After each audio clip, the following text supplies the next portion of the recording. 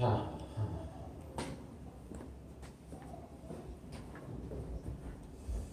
교회가 썰렁하네요. 한참 보이셨고. 오후 시간에 많이 봐도 되겠네요. 그죠? 자리가 많이 남아서. 자, 흔히 구약 성경은 신약 성경을 얘기하고 또한 신약 성경 안에서 성취된다는 이 사실들은 신약 성경의 기자들, 여러 기자들에 의해서 강조되고 있죠. 한 예로 히브리서 1장 1절을 보면 이렇게 시작합니다. 옛적에 선지자들을 통하여 여러 구본과 여러 모양으로 우리 조상들에게 말씀하신 하나님이 이 모든 날 마지막에는 아들을 통하여 우리에게 말씀하셨으니 이 아들을 만유의 상속자로 세우시고 또 그로 말미암아 모든 세계를 지으셨느니라. 우리가 잘 아는 것처럼 구약은 신약에서 완성되고 있다는 사실들은 단순하게 구약의 모든 교훈들과 사건들 그리고 구약에 등장하는 모든 믿음의 선진들의 이 신앙의 고백들이 그 고백들의 최종의 목적지가 예수 그리스도라는 것을 알려주기 위한 것일 뿐만 아니라 성경 전체가 복음, 하나님의 나라의 복음이라고 하는 그런 관점에서 이해되어야 된다는 당위성을 제공을 해주죠. 그 말의 의미는 예수 그리스도가 성경 전체를 해석하는 열쇠가 되어야 된다는 거죠. 따라서 우리가 해야 될 일들은 복음이 제시하고 있는 예수님을 접합하는 것. 이게 우리들에게 있어서는 절대적으로 필요하다는 거죠. 그러면 당장 우리들에게 다가오는 질문이 하나 있습니다. 뭐죠? 복음이 뭔가? 라고 하는 거예요. 이 질문, 복음이 무엇이냐에 대한 그 질문에 대한 대답을 하라고 하면 10명에게 물어보면 저희 10명이 다른 답을 할 만큼 여러 가지 갈래들로 얘기할 수 있죠. 그렇지만 어떤 대답이든지 간에 복음이란 본질적으로 하나님께서 우리를 위하여 예수 그리스도 안에서 행하신 일을 선포하는 것이라는 점을 결코 놓쳐서는 안 되는 거예요.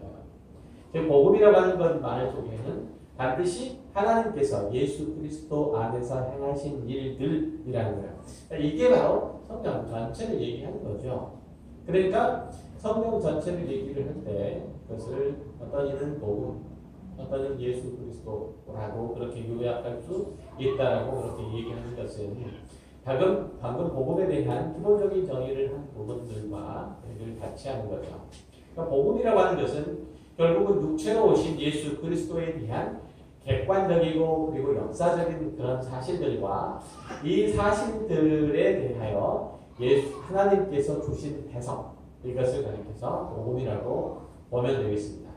오순절에 베드로가 복음을 전파할 때 그는 하나님께서 사도들에게 성령을 주심으로써 그들 안에서 행하신 모든 일들로부터 사람들의 주의를 돌려서 나사렛 예수 그리스도의 성육신하심 그리고 그 완전한 생애 죽으심과 무덤에서 부활하심에 집중하도록 했다는 사실들을 뒷받침했습니다. 그리고 이 모든 사실들은 우리 인간들과 우리 원을 위해서 일어났다는 점을 제시를 해준다는 거죠. 성육신하신 예수 그리스도의 탄생 이것을 언급할 때 그분이 인간에 불과한다거나 아니면 모종의 친적인 특성을 지닌 인간이 아니라는 이 성경의 가르침을 진지하게 받아들일 필요가 있어요. 그러니까 예수 그리스도께서는 완전히 신이시고 완전히 인간적인 존재. 다시 말하면 하나님이시며 또한 인간이라는 점을 우리는 늘 성경을 볼 때 그리고 신앙생활 전반적으로 해나갈 때 꼭 우리가 붙들어야 되는 내용이죠. 그러니까 우리가 예수 그리스도는 참 하나님이시고 참 인간이라는 사실들을 인정하지 않고서는 이 복음을 기쁜 소식으로도 뿐만 아니라 하나님의 구원의 능력으로도 받아들일 수 없습니다. 그렇기 때문에 성육신에 대한 믿음이 역시 단순한 이론적인 문제가 아니라는 거죠. 복음이라고 하는 것은 우리가 하나님께 연락되기 위해서 해야 될 일들을 도저히 할 수가 없어서 그 일을 하나님 자신이 우리를 위해서 예수 그리스도 안에서 행하셨다는 것을 선포하는 겁니다. 사실 우리가 하나님께 연락이 되기 위해서는 하나님의 뜻에 온전히 순종해야 되고 그리고 지속적으로 순종해야 되는 거죠. 그러나 우리는 죄인의 속성을 지닌 존재이기 때문에 죄인이기 때문에 결코 그러한 일들을 우리 안에서 온전히 행할 수 없습니다. 그래서 예수 그리스도께서 우리를 위해서 그 일들을 행하셨고 복음은 바로 그 사실을 선포하는 거죠. 또 하나님께서는 의로우시기 때문에 우리의 죄에 대해서 심판을 하셔야 되지만 자비로우신 하나님께서는 우리를 위해서 그 죄에 대한 대가를 예수 그리스도를 통해서 대신 담당하게 하셨다.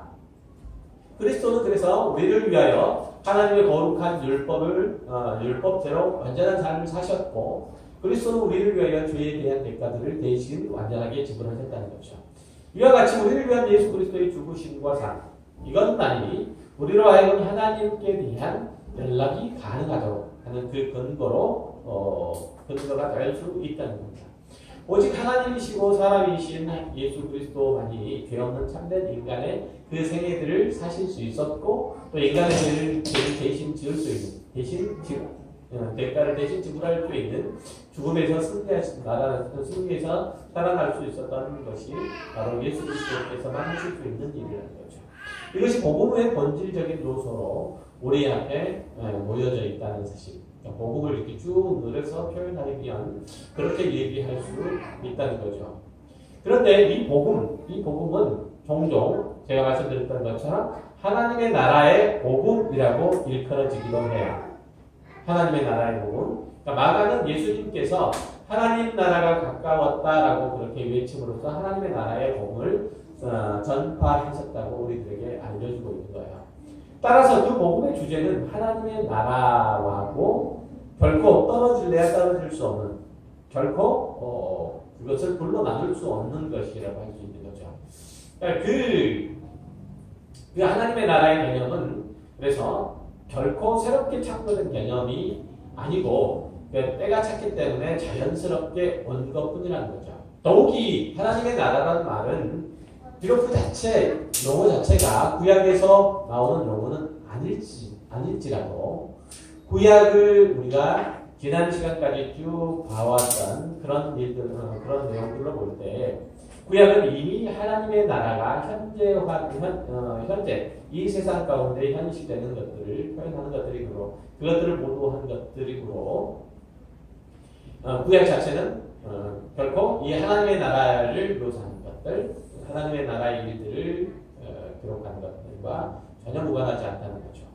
그래서 어쨌든 이 구약이라고 하는 내용 자체도 예수 그리스도의 말씀을 듣고 있는 이 사람들에게는 그 말이 지니는 어떤 의미가 특별하게 그들에게 와닿을 수밖에 없었고 그것은 자신들이 적어도 구약 성경을 받고 있는 사람들이 하나님의 나라의 초대를 받고 있다는 사실, 그 부름을 받고 있다는 사실들을 그들도 인지하고 있었다는 거죠. 신약 성경의 증거를 통해서 드러나는 이 결론들을 보면 복음이 하나님의 나라가 올 것을 기대하는 구약의 성경의 모든 소망들을 성취하는 그런 것이라는 사실이에요. 그러니까 복음이 뭘 성취를 했다고요? 구약 성경이 소망하고 있는 모든 소원들을 성취했다. 소망들을 성취한 거다라고 하는 거죠.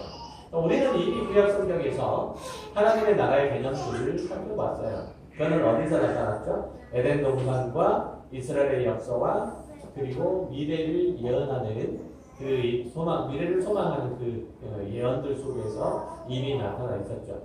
그리고 그것이 모두 다 예수 그리스도에게로 집약된 것이라면 그가 성취한 복음 안에 이 하나님의 나라가 담겨져 있어야 되고 그의 중심과 부활 안에서 이 소망이 성취되어야만 한다는 거예요. 이해되셨어요? 이해하고 계세요? 이해하고 계시나 본데.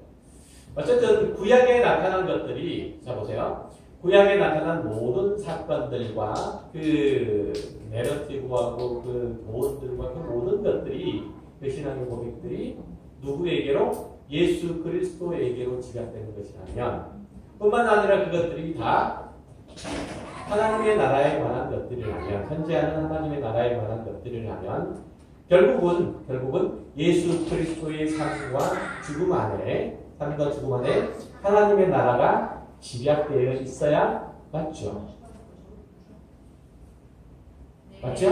네, 맞을 거예요. 그래서 이게 복음이라고 하듯이 신약 성경의 기자들은 하나님의 나라의 실체가 이 복음 안에, 즉 그리스도 자신 안에 있다고 그렇게 말해요. 실체적으로 누가복음 17장에 것이 17장부터 23절의 내용을 보면은 하나님의 나라가 이것에 있다고도 저것에 있다고 할 수 없고 하나님의 나라는 너희 안에 있다라고 그렇게 얘기했거든요.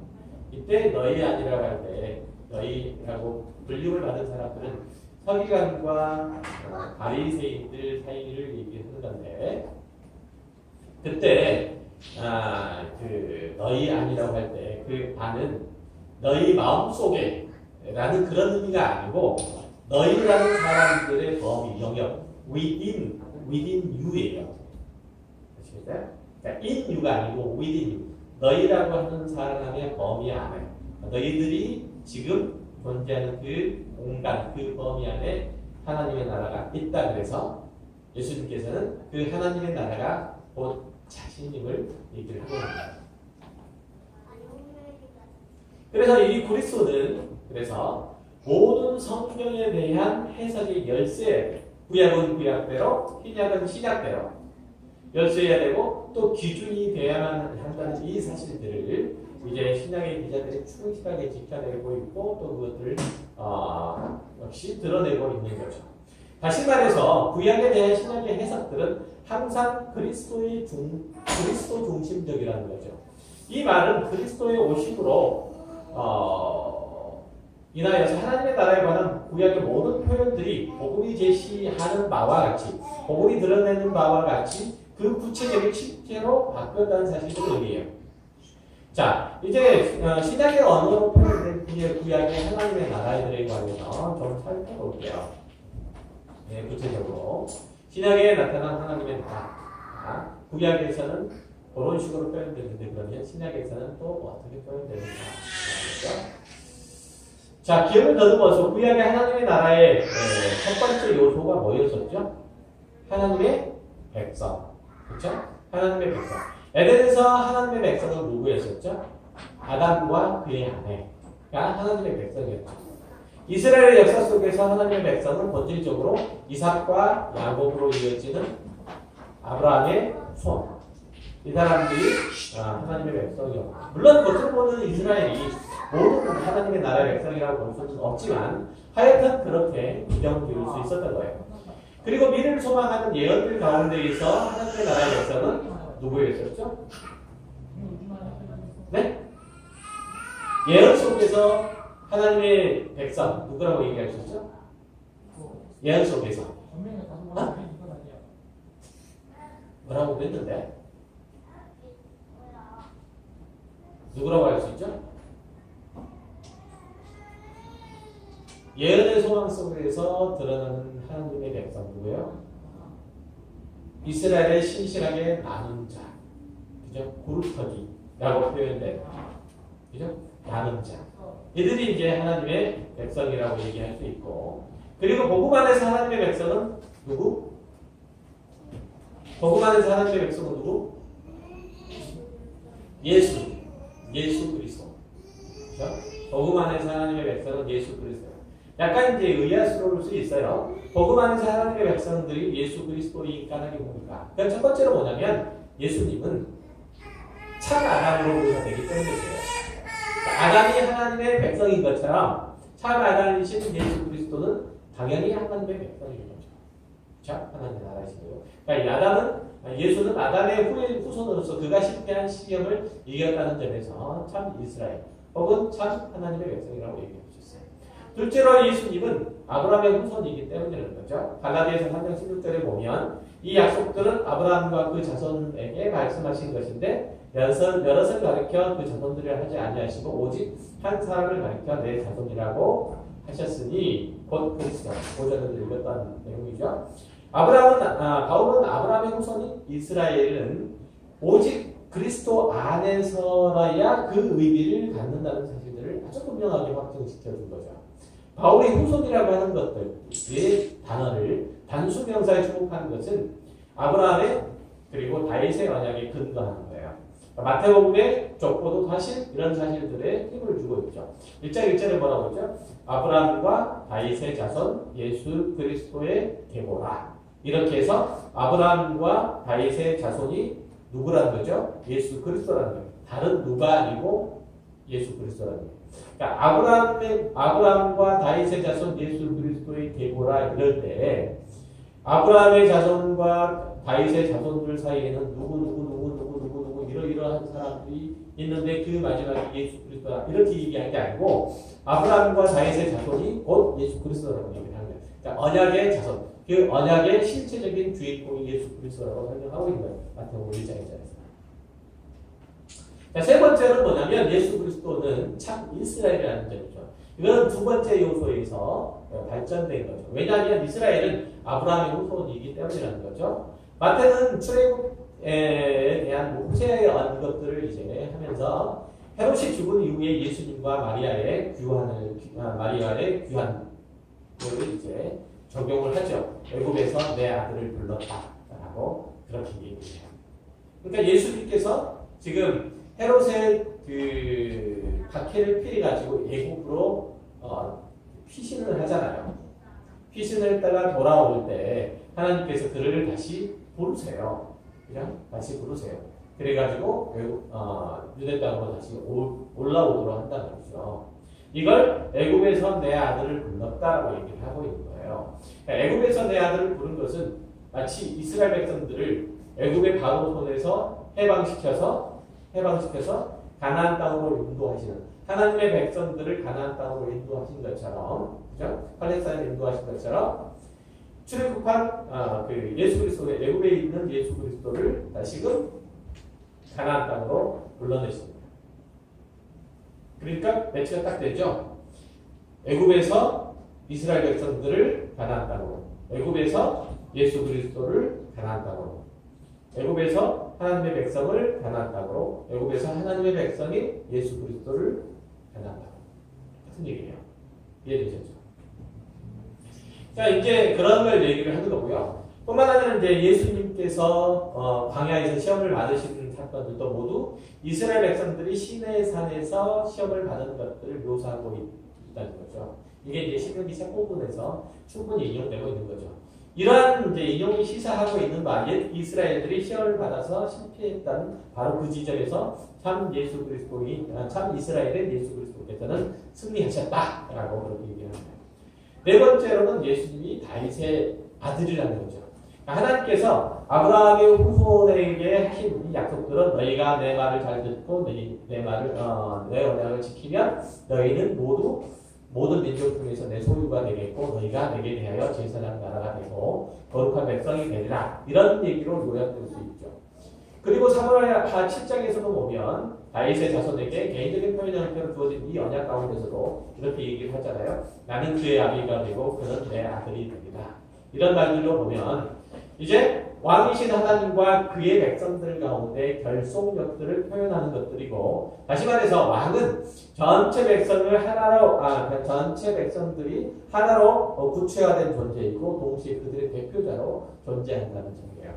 그런 의미에서 볼 때 예수 그리스도께서는 지금 이스라엘의 왕인과 동시에 이스라엘의 참 백성으로서 지금 하나님 앞에 존재한다는 얘기죠. 자, 예수 그리스도께서 누구신지에 대한 이러한 다양한 묘사들이 제시해주고 있는 한 가지 분명한 사실들은 뭐냐면 예수 그리스도는 새로운 인류의 창시자라는 거예요. 새로운 이스라엘 백성들의 창시자라는 거죠. 따라서 그의 연합되어 있는 모든 자들은 새로운 인류의 일원이 되는데 그것은 그분 자신이 새로운 인류이시기 때문이라는 거죠. 이와 같이 누구든지 그리스도 안에 있으면 새로운 피조물이 되는 것이고 새로운 백성, 새로운 나라의 신민이 되는 거죠. 그래서 그는 예수 그리스도께서 창조하신 새로운 나라의 새로운 질서 속에 속하는 인물이 되는 거죠. 자, 구약 성경에 나타난 하나님의 나라의 두 번째 요소가 뭐였죠? 하나님의 나라의 처소. 구성력이라고 하는 표현을 속에 초소가 있어요. 초소. 장소적인 개념에서. 그렇지만 이 호칭은 신약 성경의 하나님의 나라를 묘사하기에는 좀 이제 부족한 측면들이 있어요. 왜냐하면 구약의 하나님의 나라의 그 영역을 얘기할 때는 공간적인 개념이 상당히 강해요. 그렇죠? 소위에 제가 하나님의 나라의 개론적인 부분들을 설명을 할 때는 하나님의 나라의 영역은 장소적인 개념보다는 통치권에 치중되어 있는 경향들이 많다고 했어요.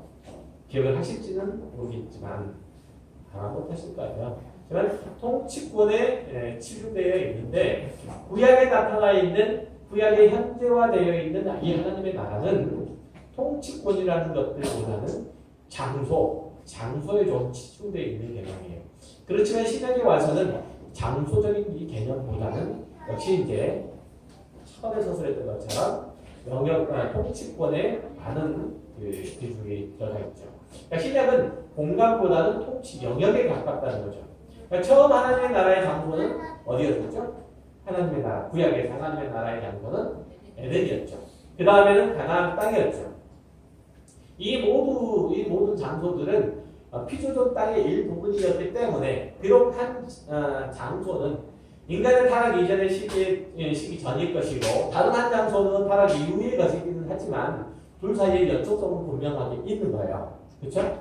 하나님께서 계시는 곳이라는 측면, 하나님의 임재가 있는 곳이라는 측면에서, 그렇죠? 어쨌든 에덴 동산에도 하나님이 임재가 있었죠. 그래서 그곳이 에덴일 수 있었던 것처럼, 그죠? 구약의 이스라엘 백성들 가운데서도 하나님의 임재가 있었죠. 어디에 계셨어요? 성막 안에 계셨잖아요. 그렇죠? 그곳 가운데 계셨어요. 그러니까 하나님의 임재가 계신다는 점에서 연속성이 있다는 얘기예요.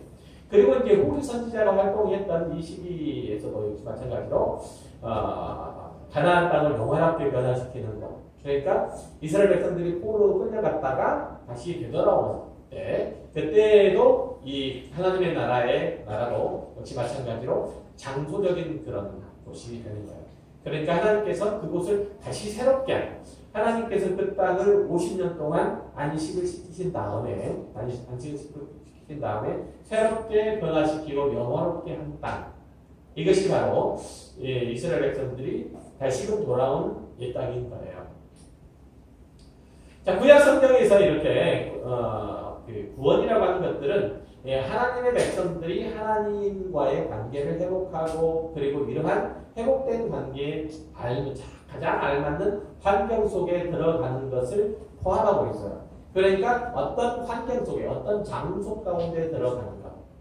그죠? 그래서 이스라엘 백성들이 어디로 들어가요? 가나안 땅으로 들어가잖아요. 그렇죠? 그리고 바벨론 포로로 끌려갔던 백성들이 다시금 회복된, 다시금 안식 후에 정화된 옛 땅으로 돌아가는 것. 이것을 포함하고 있다는 얘기죠. 따라서 이제 에덴의 최창조의 완전함들을 나타낸 것과 같이 이 구원의 과정도 그 에덴의 낙원들을 다시 만드는 과정들이 필요해야 됩니다. 그렇기 때문에 에덴 동산에서 젖과 꿀이 흐르는 땅, 그리고 선지자들이 예언한 새하늘과 새 땅으로 발전한다고 그렇게 얘기를 하시는 거예요. 뿐만 아니라 이스라엘 백성들이 가나안 땅으로 들어갈 때, 출애굽해가지고 가나안 땅으로 들어갈 때, 이 가나안 땅은 누가 살았었죠? 누가 살았어요? 아무도 안 살았나요? 살았었죠. 가나안 사람들이 살았었어요.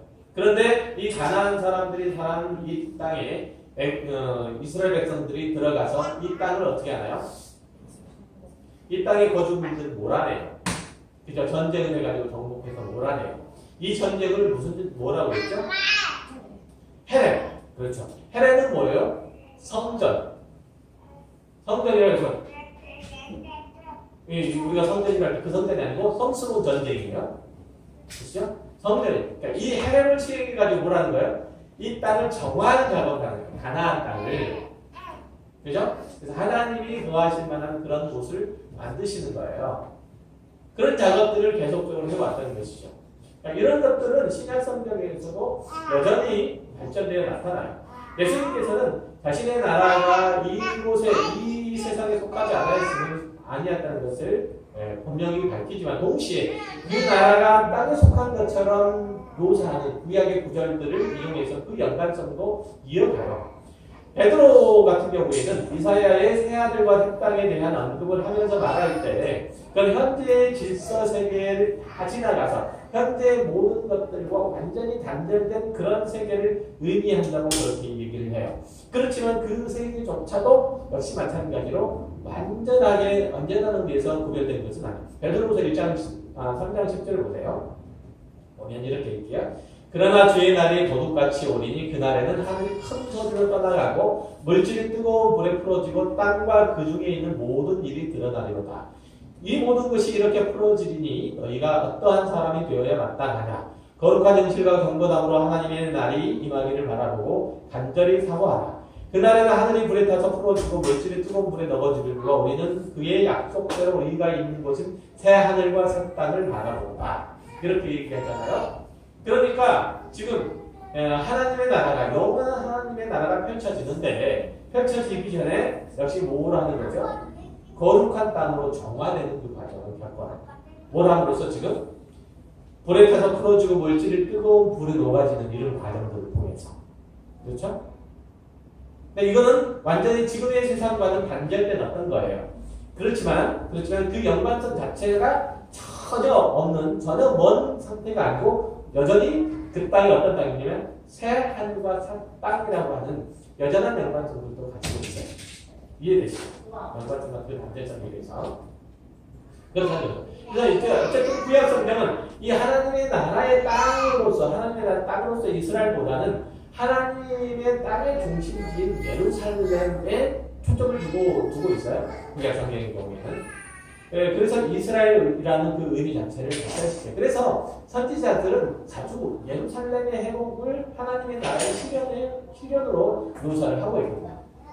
그렇게 이제 신실한 많은 자들이 돌아오는 것도 바로 어디냐면 이스라엘이 아니라 예루살렘. 예루살렘에 돌아오는 곳이 예루살렘 혹은 시온이라고 표현되죠. 시온을 표현. 그러니까 시온의 집의 회복 또는 예루살렘의 회복 이렇게 얘기해요. 그러니까 하나님의 나라로 이끌려오는 이방인들도 역시 모여드는 곳도 예루살렘이에요.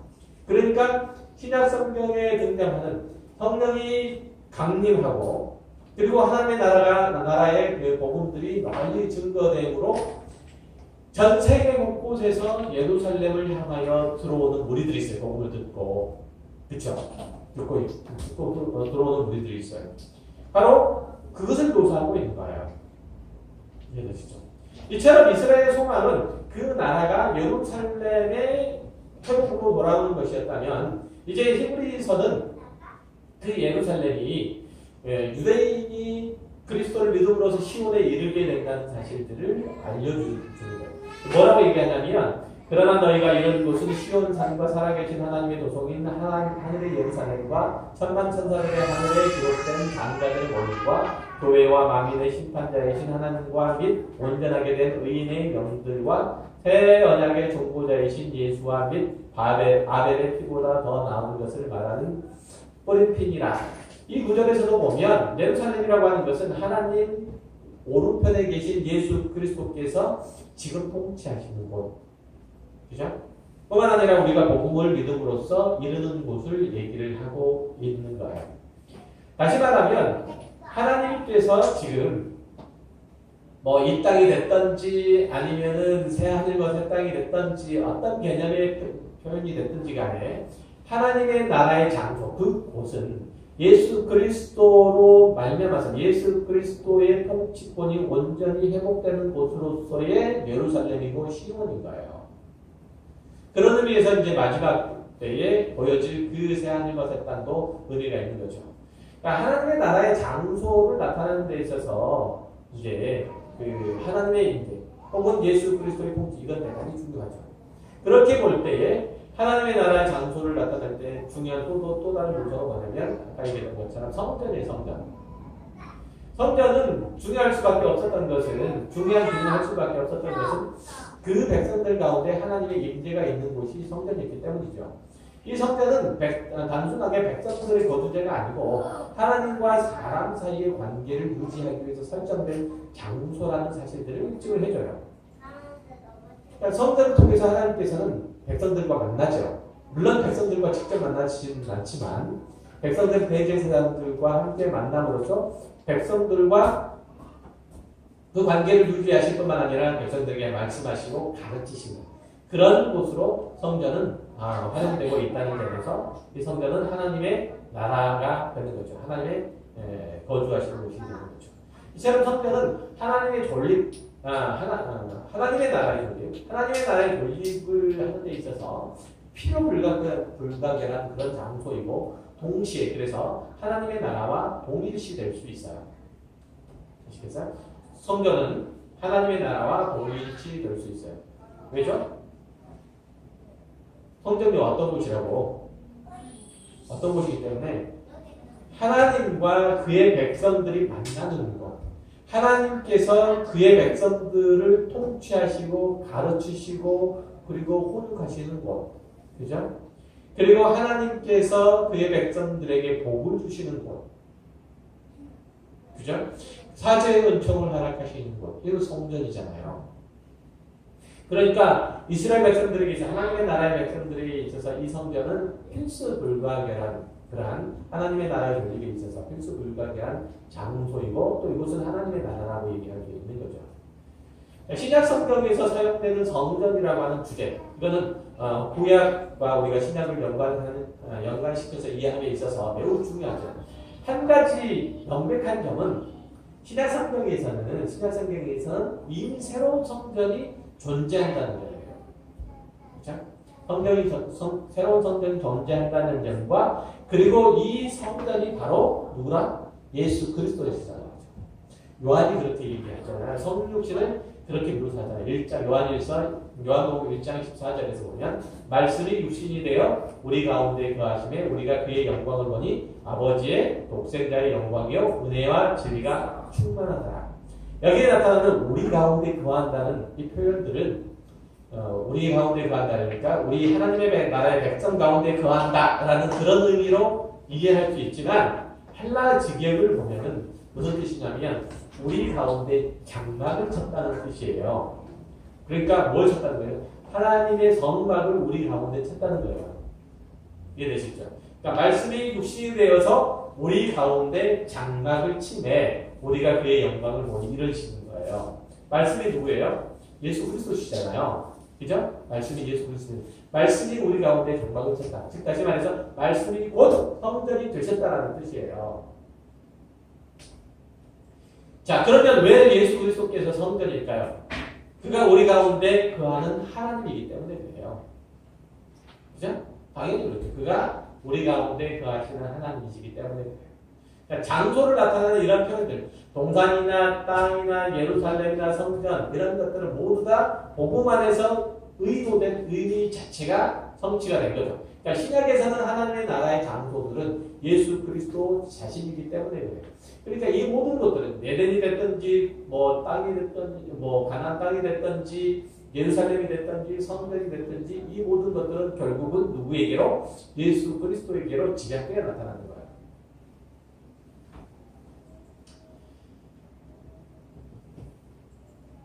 그래서 우리는 이